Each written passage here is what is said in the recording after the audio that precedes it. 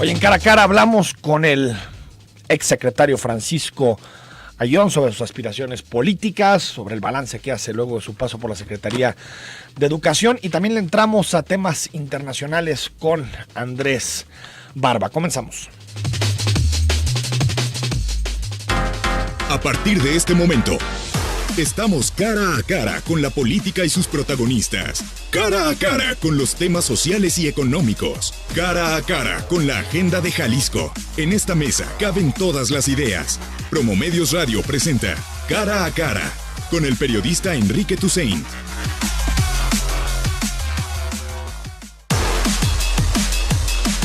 Nueve de la mañana con 5 minutos. En unos momentos más lo tocamos por fin, y creo que esto es una buena noticia para las partes.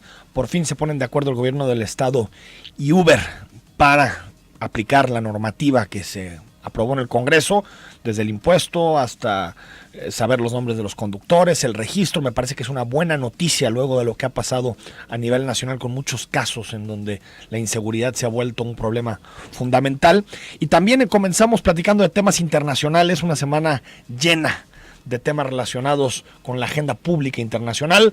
Comenzamos con la decisión de Donald Trump de trasladar la embajada de los Estados Unidos de Tel Aviv a Jerusalén, y también ayer el principio de acuerdo por el Brexit. Y para platicar de esto saludamos a Andrés Barba, él es internacionalista. Andrés, ¿cómo estás?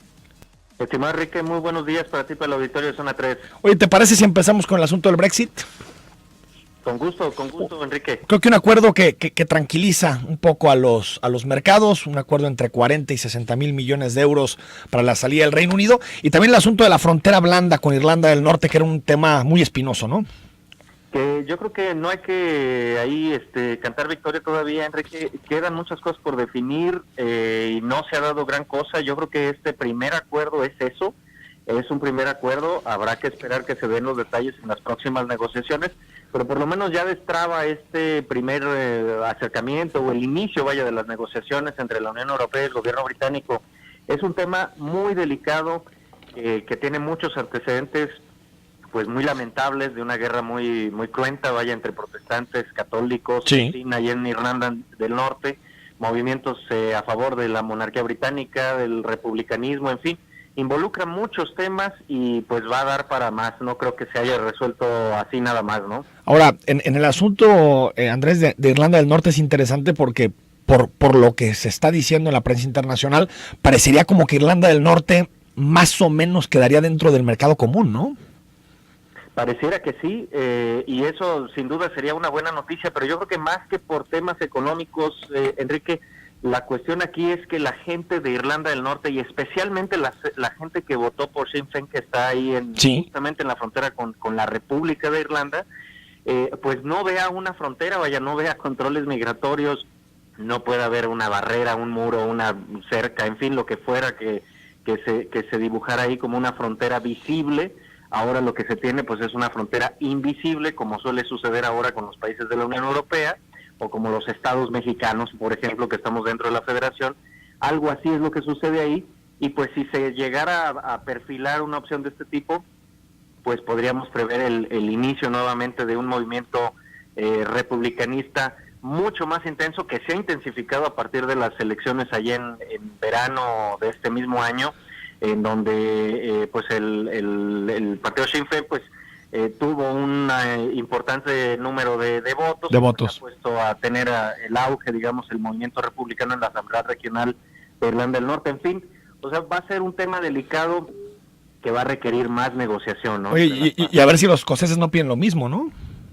Seguramente, porque mira, ahora a partir de Cataluña, esto que ha sucedido en el Reino Unido y desde luego sus propias dinámicas regionales como de Irlanda del Norte, y desde luego con Escocia, pues han estado generando efectos en cadena. Por eso las reacciones tan determinantes y a veces duras de los gobiernos nacionales, ¿no? Ahora, Andrés, en ese mismo sentido ya decías, viene la parte más dura, más difícil, porque comienzan las negociaciones comerciales en la cumbre de la próxima semana entre Reino Unido y las autoridades europeas. ¿Te parece, Andrés, que Reino Unido está en posición de reclamar un estatus diferente, por ejemplo, en la relación con la Unión Europea, como el que tiene Suiza, Noruega, otros países que no integran la Unión Europea? ¿O te parece que más bien las autoridades de Bruselas dirán, para que no mandemos un mal mensaje de que si te sales de la Unión Europea sales beneficiado, tratemos de buscar un acuerdo no tan positivo para Reino Unido? Pues, sabes, yo creo que lo segundo que acabas de decir sería el escenario ideal para las dos partes en una situación en donde se buscara no dañar demasiado los intereses de los británicos y desde luego de los europeos que tienen intereses en el Reino Unido, ya sea migratorios, económicos, en fin. Sin embargo, las dinámicas regionalistas o los fenómenos regionalistas que se han estado detonando en varios países de Europa, no solamente en Cataluña y en España, sino también en el norte de Italia, en algunos países del este de Europa, en la propia Alemania, con Baviera. En fin, hasta en Córcega, que ya está pidiendo un referéndum en Francia. O en la misma Bélgica, tal vez endurezcan las posiciones de los países, de los gobiernos nacionales o de los estados europeos, que sí forman parte, vinculante en la Unión Europea, que tienen voz y voto, que están en la Comisión Europea, etcétera. Tal vez esas posiciones se vayan a endurecer. Yo no veo, por ejemplo, a un gobierno de España siendo flexible con la salida del Reino Unido, aun cuando les estiman y tienen una buena impresión y llevan una buena relación con los británicos, pues responderá más bien estas posturas duras con intereses internos, ¿no? Y yo creo que así varios países van a enfrentar estas negociaciones. Jerusalén, también una decisión muy errada y irresponsable de Donald Trump, ¿no? Muy cuestionable, pero también tiene cierta lógica también para los grupos que todavía está coqueteándoles Donald Trump. Lo triste es que tenga una justificación nacional o interna, ¿no? Interna, y que va a generar o ha generado ya desde esta semana, desde el martes, una serie de reacciones muy fuertes, de mucho temor, de miedo, ante lo que podría derivar en violencia real, en nuevamente el escalamiento de ataques terroristas, dinámicas de conflicto, violencia, en fin, marchas, manifestaciones, atentados, etcétera, etcétera, que todo mundo tememos en esta zona que es delicadísima, ¿no? No es tan fácil garantizar la paz en esta zona, ya lo hemos visto, se llevan décadas, pero pues también es entendible un poco la posición de Palestina, que la entendemos desde aquellos acuerdos a fines de los años 40 en Naciones Unidas, los primeros, los baby steps de Naciones Unidas, en estas situaciones ahí en el Medio Oriente, y también la posición israelí típica, digamos, de los grupos conservadores israelíes que reclaman a Jerusalén como su histórica capital. Lo decía el primer ministro ayer, creo, en un mensaje de más de 3,000 años, ¿no? Entonces, pues ahí es donde está el meollo del asunto, ¿no? Ahora, yo creo que esto sí va a generar inestabilidad, y después de algunos años, digamos, en donde los moderados de ambos lados empezaban a trazar algunos puentes para la solución de dos estados, me parece que lo que hace con esta decisión Donald Trump es decir, la solución de dos estados no está ni siquiera en el horizonte, ¿no? Y sabes que también yo creo que esto va a fortalecer mucho la posición de Europa, Enrique, y si no es tal vez hasta la de Rusia, un poco menos por aquella declaración que hicieron hace algunos meses también el gobierno ruso, o un par de años, no recuerdo, pero es algo reciente, donde también reconocían la capitalidad ahí de Jerusalén para Israel, pero podría fortalecer mucho la posición europea como mediador del conflicto, que había estado pues siempre un poco a la sombra de la de los Estados Unidos. Yo creo que los palestinos aquí ya no tienen ninguna justificación para reconocerle a los Estados Unidos este papel mediador, porque ya se han puesto, digamos, en un papel parcial, ¿no? Entonces ahí lo irónico sería, Enrique, que ahora fuera la canciller de Alemania quien encabezara, digamos, estos esfuerzos mediadores entre Israel y los palestinos, por ser la cabeza más fuerte, de la Unión Europea, aunque vemos ahí más protagonismo, sin duda, de Francia, ¿no? Aunque la señora Merkel tiene que resolver ahí cosas en su casa, ¿no? Como formar gobierno, por ejemplo. Por supuesto, pero digamos que sobre todo tendríamos que pensar en un papel mucho más activo de Europa, que esta decisión norteamericana de llevar la embajada a Jerusalén y que se materializaría en un par de años, pues no se siguiera por parte de los países europeos, que los países latinoamericanos también se alinearan un poco a, pues no, nosotros no nos vamos a mover de aquí, a que las Naciones Unidas también se vuelvan un poco más activos, más un factor de mayor presión, como lo fue en un inicio y que ahora pues ha perdido un poco esa posición. En fin, que los demás mecanismos del sistema internacional actúen para aislar a los Estados Unidos en esta decisión pues cuestionable, entendible desde la lógica de quienes han adoptado esta decisión. De política interna, ¿no? Sí, de política interna, pero no justificable por los efectos que podría conllevar, ¿no? Andrés Barba, como siempre, un placer escucharte. Saludos. Un gusto, Enrique. Saludos para todos. Muy buenos días. Un abrazo. Muy buenos días a todos. Francisco Ayón, ¿cómo estás? Muy bien, Enrique, ¿cómo has estado? Gracias por acompañarnos. Oye, un tema súper interesante ese del Medio Oriente, ¿eh? Sé que te gustan los temas internacionales, ¿no? Me gustan mucho los temas internacionales y la verdad es que es un tema... La verdad es que Jerusalén es generada tanto por cristianos, por judíos, por palestinos, por todos como la capital de su estado. Sí, Entonces, acuérdate, desde el siglo II, Adriano ya intentó un día, ¿no?, desaparecer la Jerusalén hebrea. La verdad es que es un tema bien complicado. Vi las declaraciones de Macron, vi las declaraciones de la gente de Arabia Saudita y de todos los que están en esa zona. Y la verdad es que es una situación complicada. Estoy muy de acuerdo con lo que comentaban ahorita. Creo que Francia tomará un papel preponderante en estos temas, más que Alemania. Y el papel de mediador de Estados Unidos creo que ya está por demás superado. Y tendrán que generarse acuerdos muy concretos porque hay dos estados sobre un mismo territorio. O sea, lo que no puedes negar en la vida son las realidades. Coincido.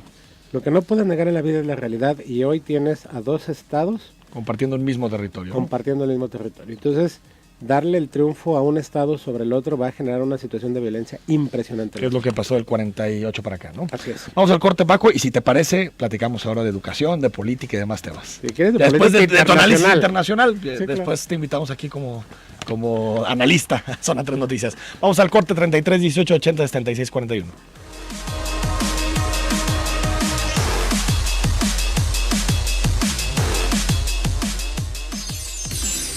Valoremos la paz y la generosidad esta Navidad. Zona 3, 91.5 FM.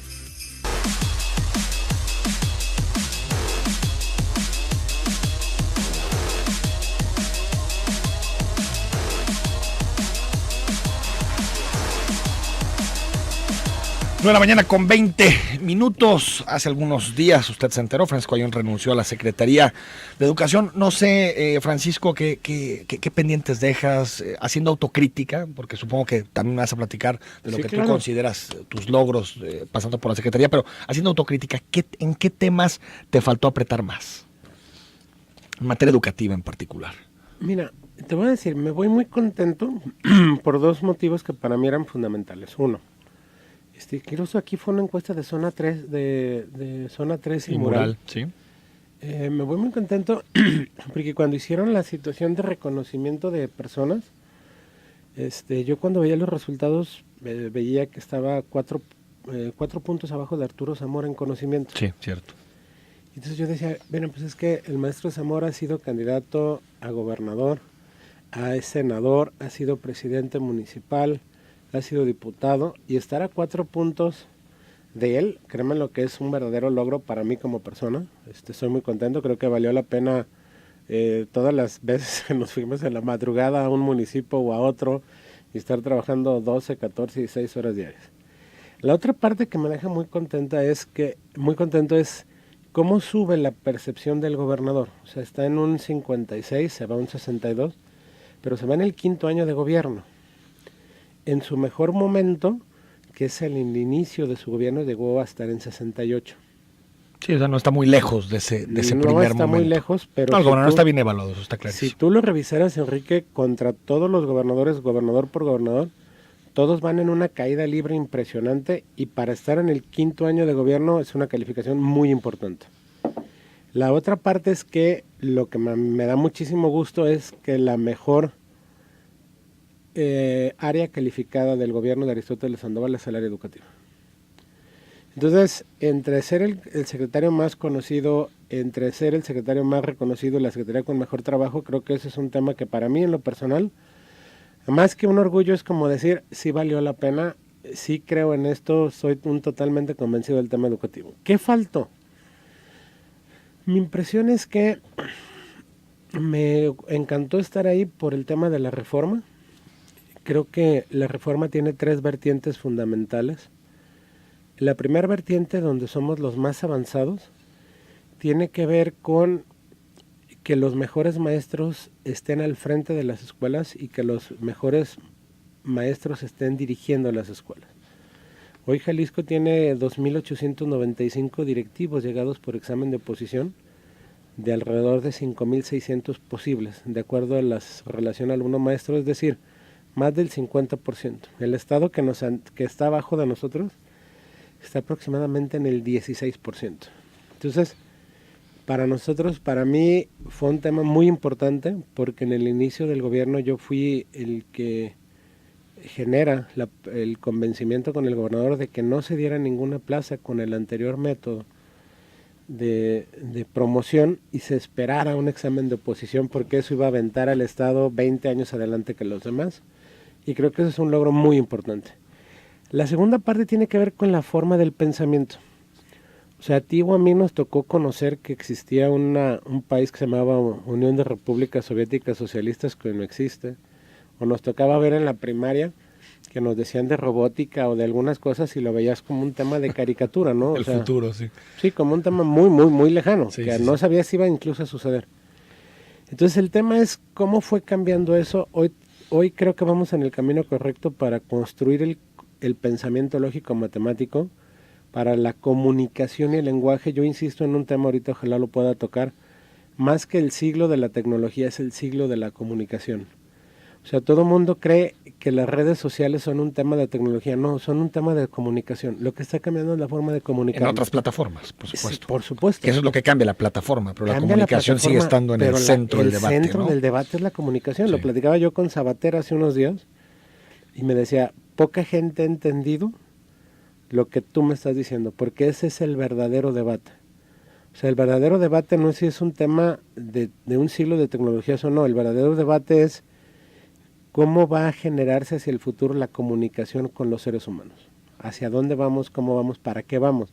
Porque hoy todas esas preguntas filosóficas de toda la vida tendrán que cambiar. Sí, se transforman. Se transforman. Pero las preguntas siguen estando ahí. Las preguntas siguen estando, nada más con escenarios diferentes. Ahora como pendientes. Pendientes. Recuerdo dos temas que tú pusiste sobre la mesa y si quieres también los adicionas al análisis que vas a hacer. Uno, dejar a Jalisco entre los 5 estados más importantes en materia educativa, con más avance en materia educativa durante este sexenio. Y segundo, lo de las aulas provisionales. Algo que te hereda la administración anterior, muchas Te lo aulas platico provisionales. ¿Cómo va? Estos dos temas y en general el balance que haces. Te platico cómo va. Aulas provisionales, teníamos 1,734. Ya quitamos 350. Ya concluimos 580. Estamos en proceso de construcción de 680. Y nos quedan pendientes para quitar en el 2018 125 solamente. Es decir, 2018, el 5 de diciembre, no va a haber ninguna aula provisional en Jalisco. No. ¿Es una promesa que haces? Es una situación que el gobernador se comprometió, es una situación donde se ha estado trabajando de manera muy concreta, ya están programadas, se tienen que generar, trabajar. Estos son temas de estadios de desarrollo, Enrique. O sea, tú vas a una escuela, te voy a poner un ejemplo. Una semana antes de salir fui con el presidente de Zapopan y de Tlajomulco, y de sus 190 salones les quedaban 4, 8, 6. Sí. Pero ya que vas a decirles a esas gentes que hace un año lo más importante para ellos era tener un aula construida de manera regular, este día que fuimos ya nos decían, oye, pues es que ya tenemos el aula, pero ahora queremos una malla sombra, ahora queremos una barda, ahora queremos, o sea, las escuelas van generando estadios de desarrollo. Lo primero, la primera parte primordial de priorización para nosotros es quitar las aulas provisionales y estoy cierto que lo vamos a cumplir. En el tema de calidad educativa, te voy a poner un ejemplo y los dos que tienen que generarse hacia el futuro. El primer ejemplo es cuando nosotros tomamos el gobierno, Jalisco en el tema de construcción del pensamiento lógico matemático, éramos el lugar número 15 en el standing nacional. O sea, nuestro lugar era en construcción del pensamiento lógico matemático, el número 15. Hoy, en esta última evaluación, somos el número 2. O sea, pasar del 15 al 2 es un tema para nosotros fundamental, y más en este tema que es una construcción de este modelo, de esta situación... ¿Pensamiento crítico? Pensamiento crítico. Es decir, ¿cómo procesas la información, la interpretas? Hay dos temas que mide Planea. Una es la comunicación y el lenguaje, Sí. que lo que leas lo puedas comprender. Y utilizar, ¿no? Y utilizar. Y la otra es la construcción del pensamiento matemático. Nosotros en comunicación y lenguaje pasamos del lugar 4 al 3. ¿Sí? Y en matemáticas pasamos del lugar 15 al 2. En matemáticas. En matemáticas. Eso es en educación media superior. Los resultados de secundaria van a salir en enero. Creemos que vamos a estar entre los primeros. Estábamos en los lugares 20-21. Mi opinión es que vamos a estar dentro de los primeros 10, entre el 5 o el 6, por el trabajo que estuvimos desarrollando. Dices en secundaria. Uh-huh. Y en primaria se miden en julio del 2018. Ahorita está corriendo ya todo un programa, se llama Educa, para poder capacitar a todos nuestros maestros, a todos nuestros estudiantes, a todos nuestros entornos, para poder lograr, que esa es nuestra meta, pasar de los lugares 20 y 21, pasar al lugar 4 y 5 en comunicación y en matemáticas. Entonces, sí vamos por el camino correcto. Yo creo que el mayor déficit que vamos a presentar, o lo que nos faltó, es poderle dar solución a todos los temas de infraestructura educativa del Estado. Nosotros teníamos que priorizar, Enrique. Lo primero era quitar las aulas provisionales. Sí, que eso es la condición más, ¿no? Lacerante para el estudiante. Que era lo más lacerante. El problema es que cuando vas a una escuela que no tienen aulas provisionales, y que tienen bardas, y que tienen patios, y que tienen todo, ellos lo que te dicen es, oye, a mí me interesa una malla sombra, pero yo no... Hay municipios como por ejemplo Guadalajara, que tiene prácticamente 0 aulas provisionales, le quedan 3, que ya están en proceso de solución, pero que la solución para esas escuelas de Guadalajara que tienen todo son mallas sombras. ¿Qué hicimos? En Guadalajara en específico hicimos un programa de 49, 50 escuelas con mallas sombras. Entonces, pues vamos avanzando en unos puntos con unas situaciones, en otros sí, puntos. pero la cobija presupuestal tenía que cubrir sobre todo a los centros más... Lo que pasa es que tampoco podías, Enrique, dejar a Guadalajara y decir, oye, pues todas mis broncas son Tlajomulco, Zapopan, Tonalá, Tlaquepaque, Islahuacán, y pues como en Guadalajara no tengo aulas provisionales, no invierto. O sea, porque también eso se hizo mucho tiempo y se ha generado por mucho tiempo en el Chiapa y en algunos otros lugares donde la infraestructura más consolidada es Guadalajara y se dejó envejecer esa infraestructura. Y vemos los problemas, ¿no? Y vemos los problemas que tenemos. Déjame al corte, seguimos platicando con Francisco Ayón.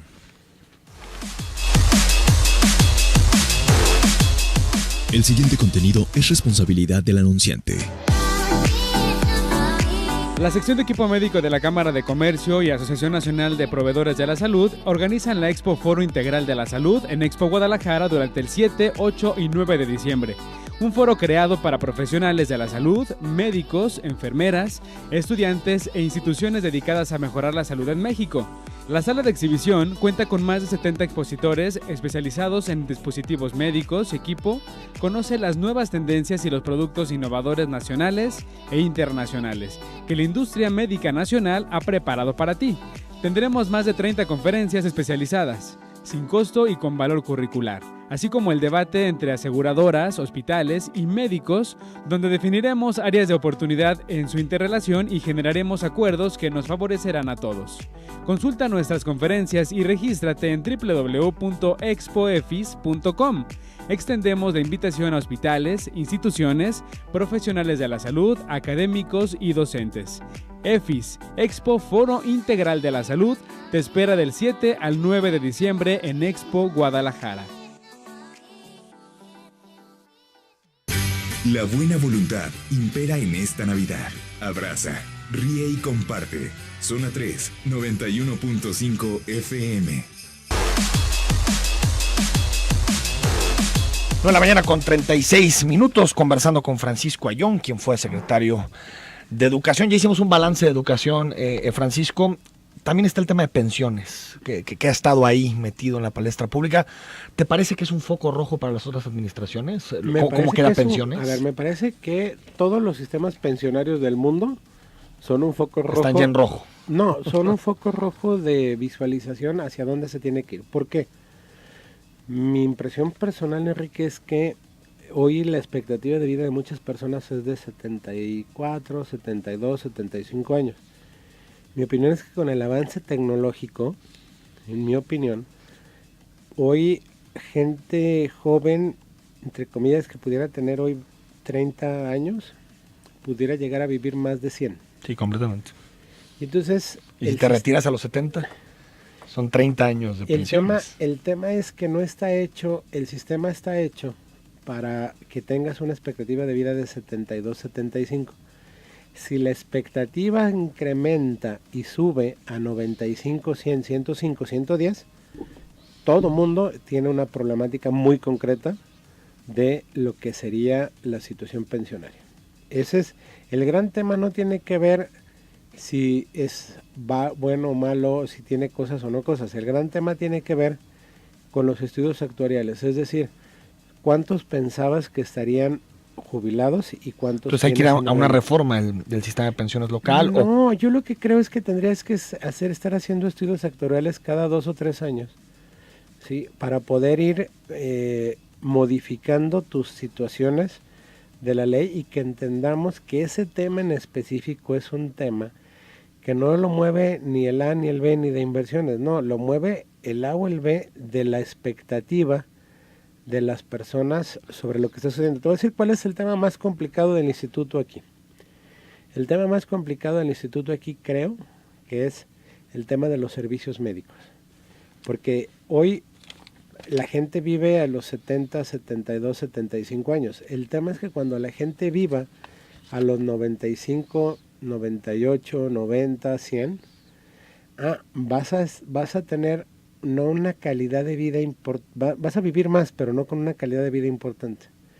Entonces, el costo de la situación médica va a incrementar de una forma impresionante y a presionar de una manera impresionante los sistemas pensionarios, que creo que esos serían los focos rojos no de este sistema de todo. Entonces tendrás que elevar el año de retiro. Tendrías que... Los años trabajados. Yo creo que ahorita tienes un equilibrio importante, pero tendrás que revisarlo cada 2 o 3 años y quizá generar, te pondré un ejemplo, de cosas que creo que deben de pensarse hacia el futuro. En la generación actual tú te jubilas con el último año de tu salario devengado, ¿sí?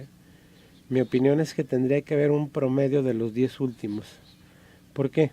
Porque nos pasa mucho, y lo comento en concreto, tengo casos, o he visto casos, de personas que cotizan 6, 7 mil pesos, 10 mil pesos al mes, y de repente son directores generales y cotizan 90 y en un año se jubilan. Y entonces cotizaron 28 o 29 y se retiran años, con su último sueldo, el sueldo de su último año. Con su último año. Entonces, creo que esas situaciones muy concretas de decir, hay gente que se retira como regidor o director general o diputado, sí, pero el tema es que solamente tuvieron ese cargo 1, 2 o... Y es insustentable cara al futuro. Si todos hacen eso, truenan el sistema de pensiones. Así es. Ahora, las inversiones de alto riesgo, hoteles, Abengoa. A ver, en el tema te voy a poner el caso de lo que se menciona de Chalacatepec. Sí. Chalacatepec, cuando nosotros llegamos, tenía una situación de solamente una inversión en un punto, que era Santa María de Chala. Sí. Hoy ese punto está equilibrado, o más equilibrado y más diversificado, que tiene que ver con un 50% en Chalacatepec, que por cierto este año 2018 se ponen ya la primera piedra del desarrollo. Tiene que ver con la Mandarina en un 25%, donde ya están las situaciones de inversión y 2 desarrollos turísticos que tienen que ver con Four Seasons y con Rosewood.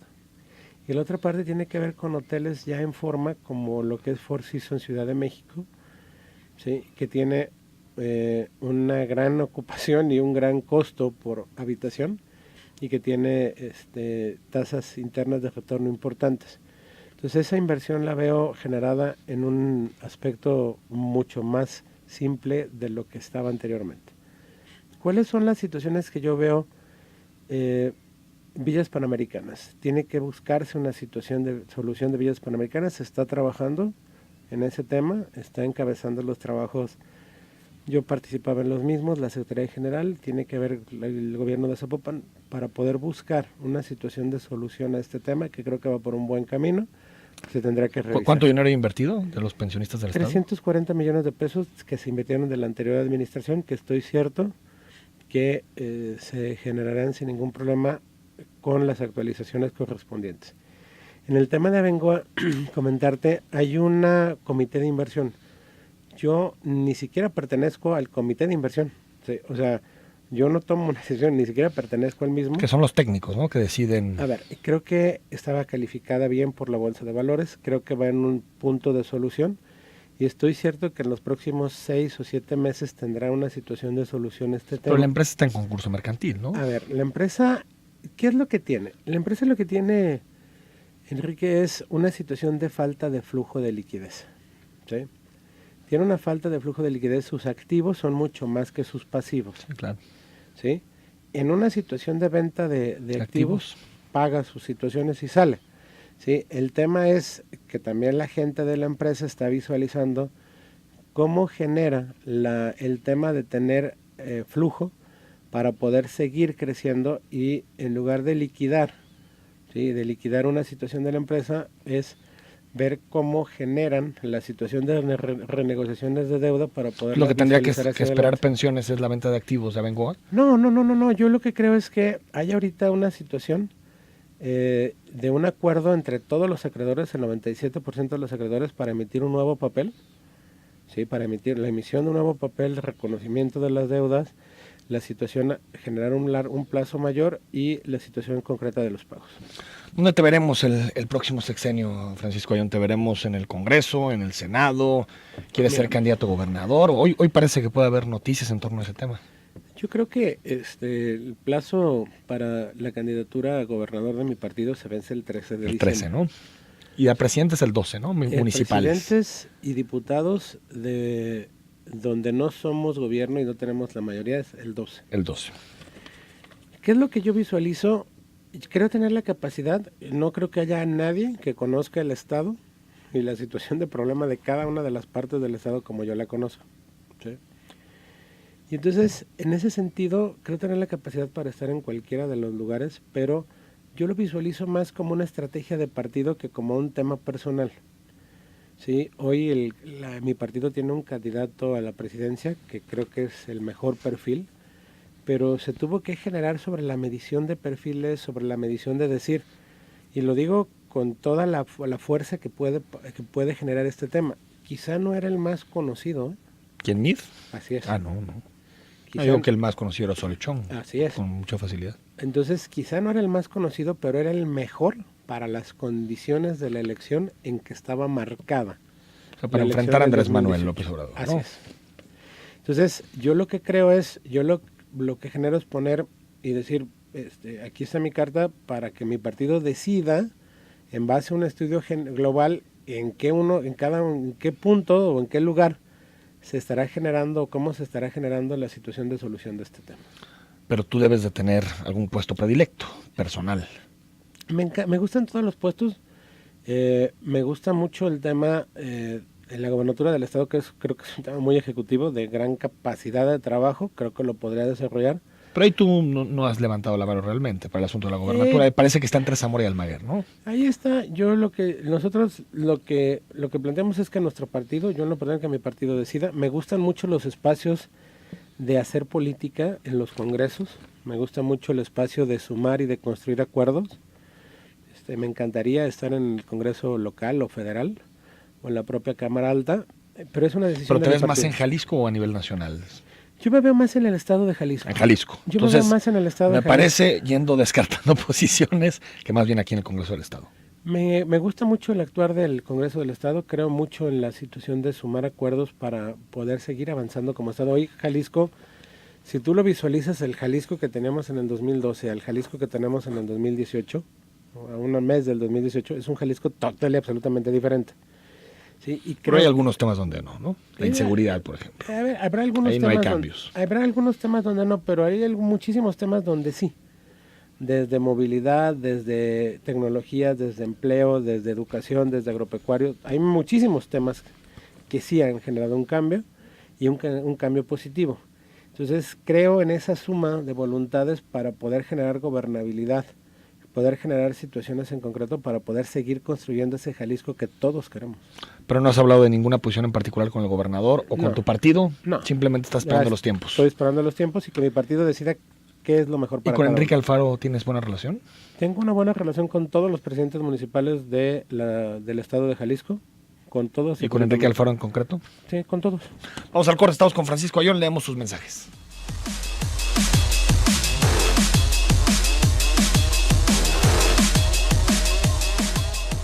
Nostalgia del pasado, valor para el presente y optimismo para el futuro. Feliz Navidad, te desea Zona 3, 91.5 FM. Preguntas, comentarios, mensajes para Francisco Ayllón, nos dice Francisco Sánchez de la colonia Arcozapopan. Francisco, ¿podría decirnos de los jóvenes de la zona metropolitana de Guadalajara afiliados a su partido, a quién ve en la boleta para 2018? De los jóvenes, te dice. ¿De los jóvenes afiliados a mi partido? No, ¿A quién ves en la boleta? Al 30% de las... A ver, mi partido tiene una política muy concreta en el tema de mujeres y de jóvenes. La mitad de las candidaturas de nuestro partido y de todas van a tener que ser sobre mujeres, pero aparte de nuestro partido, el 30%, la tercera parte, tendrá que ser sobre jóvenes. ¿Jóvenes menores de? 34. De 34 años. José de Jesús te dice, Francisco Ayllón, funcionario con capacidad, lástima del partido al que pertenece, es un lastre para él. Muchos mensajes sobre este tema, ¿eh? La marca PRI está golpeada. La marca PRI está golpeada. Ha gobernado los últimos años. Yo lo que creo es que no se puede generalizar en concreto. Veo... y así lo comento, veo una gran fuerza del gobernador Aristóteles Sandoval de aprobación mayoritaria, y creo que nosotros tendremos que generar una elección sobre los temas de los cuales somos nosotros los responsables de cada una de las situaciones. Estoy cierto que quizá la marca tenga alguna situación de desgaste, es mucho el tiempo, pero creo que la gente, y esa es otra parte importante, va a calificar y a votar más por personas y por propuestas que por partidos cada vez. 4981, siempre es lo mismo con la política mexicana, nos quieren vender al candidato presidencial del PRI como la solución a nuestros problemas, cuando él es uno de los principales causantes que nos tienen en esta situación, y hay que abrir los ojos, dice, solo corrupción, con esta idea de que José Antonio Meade ahora sí sería, ¿no? Yo lo que creo es que José Antonio Meade representa la situación de estabilidad del país, representa la situación del crecimiento del país. Ha crecido muy poco el país. Sí, secretario. A ver, ha crecido poco el país. Ha crecido poco el país, nada más que si revisas el entorno internacional, ha habido países que en lugar de crecimiento ha tenido decrecimiento. Y otros que han crecido mucho, ¿no? Y otros, sí, nada más, principalmente los países de Asia. Sí, los países latinoamericanos han tenido... Los países latinoamericanos... Pero andan como nosotros, ¿eh? Argentina tuvo 1.5, 2... El tema es que el problema es que llevamos 30 años de crecimiento bajo, ¿no? Sí, claro, es un tema fundamental. 7922, ¿qué tal? Buen día, excelente programa, saludos, pero en mi opinión particular el invitado queda mucho a deber. Tan solo como ejemplo, la secundaria técnica 3 en Miravalle tiene un socavón enorme donde no han hecho nada. Por otra parte, reportar el actual director de esa escuela, ya que es una persona prepotente y que humilla. Yo con todo el gusto del mundo lo comento con el nuevo secretario, que tengo una muy buena relación con él. Te comento cuál es el tema ahí, que tiene que ver... Antes el Cerro de Miravalle tenía jardines, tenía infiltración de aguas, tenía un montón de situaciones, y hoy hay un fraccionamiento con concreto hidráulico en la parte alta, y lo que genera es que baje el agua de una manera impresionante, con una rapidez impresionante, dañando principalmente temas de Miravalle. Yo ya fui un día a esa escuela, habíamos generado una situación de solución, creo que se debe haber vuelto a formar este socavón, que está muy cerca incluso de un tema del DIF Guadalajara. Yo con todo el gusto del mundo a las personas que conozco que se quedaron trabajando les pido que los revisen. Vamos a invitar, por cierto, a Alfonso en los próximos días. Raimundo Guzmán, buenos días, Enrique, y saludos al señor Francisco Ayllón, excelente persona. Habrá madrugueta en la designación del fiscal anticorrupción, los diputados se lavarán las manos en la terna del gobernador, nuestros diputados ya se quieren ir de vacaciones. Excelente fin de semana, bueno, sobre todo ya se quieren registrar porque ya los tiempos electorales están ahí. Juan Carlos Espinosa, en el colegio de mi hijo lleva un libro de matemáticas que se llama Scherzer, así nos pone, él está en primero de primaria y la verdad ya sabe lo que yo sabía en cuarto o quinto de primaria. ¿Por qué no usar ese libro para todas las escuelas? Si Alfaro llega a ganar y te pide unirte a su gabinete, ¿te vas con él? A ver, en el tema, déjate digo, la primera parte de la respuesta es, todo el mundo cree que los niños son más inteligentes hoy que mañana, que ayer. Sí. Y lo que tienen es más información.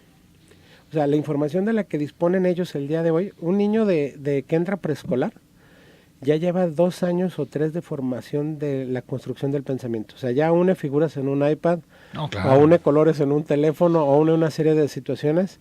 No, que nosotros... que nosotros no hacíamos. O sea, nosotros generamos otro tipo de situaciones, y entonces lo que él menciona es cierto. La construcción del pensamiento lógico matemático es mucho más avanzada. Diseminar información. Y diseminar información. Pero te voy a decir, tiene que ver con problemas muy graves, te lo platico así rapidísimo. Es que un minuto. El tema es que puedes tener niñas o niños con edad biológica de 12 años y pensamientos mentales de 18, que eso es un grave problema, ¿sí? Entre la edad física y la edad mental. Y en el tema de la pregunta de Enrique, tendré que revisarlo. Primero tendría que ganar él la elección, que todavía hay una elección de por medio, que creo que mi partido... No, entiendo que el caso es hipotético. En el caso de que gane Enrique Alfaro y te invite a estar en su gabinete, tendría que generar ¿aceptarías? Sobre una situación hipotética un pensamiento hipotético. No, lo metiste en problemas con tu pregunta. Carlos Bautista dice, ¿en qué se utilizó los dineros de los maestros aviadores que descubrieron y qué pasó con los maestros? Nada, lo que se generó es que todos esos plazas fueron cubiertas en todos los procesos de expansión de la propia Secretaría en Tlajomulco, Zapopan, para no tener huecos y que hubiera maestros en todos los salones.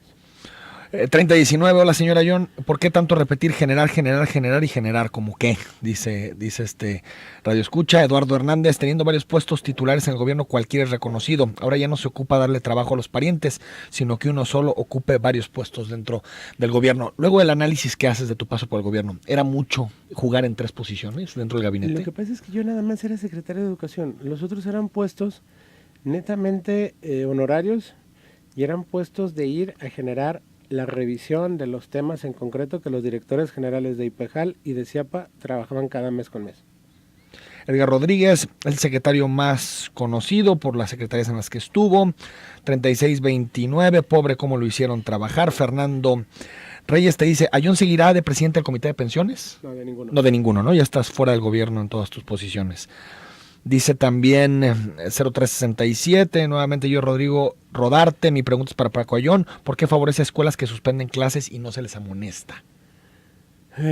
Con todo el mundo lo digo, revisamos. nada más dinos no, si tuviéramos algún caso en particular, yo le diría nos a la habla, gente. estoy viendo un mensaje anterior, dice el municipio de Tal, la escuela primaria Francisco Márquez suspende clases por lo general 2 veces al mes. Lo mando a revisar, le pido a la gente que se quedó en la zona que lo revisen, para que lo puedan checar, pero no se deben de generar suspensiones de clase. Francisco Ayón, gracias por haber estado aquí con nosotros. No, gracias a ti, Enrique. Nos estaremos viendo en el proceso, ya que seas candidato a diputado, ¿no? Pues no, espera, en los tiempos de mi partido, ya otro día me invitas a los temas internacionales. Nos vamos, soy Enrique Tucen, a las 9 de la mañana nos escuchamos el próximo lunes para platicar de los distintos temas. Está ahí pendiente el asunto del acuerdo entre el gobierno del estado y Uber, que creo que es una buena noticia, sobre todo para los usuarios. Lo platicamos el próximo lunes.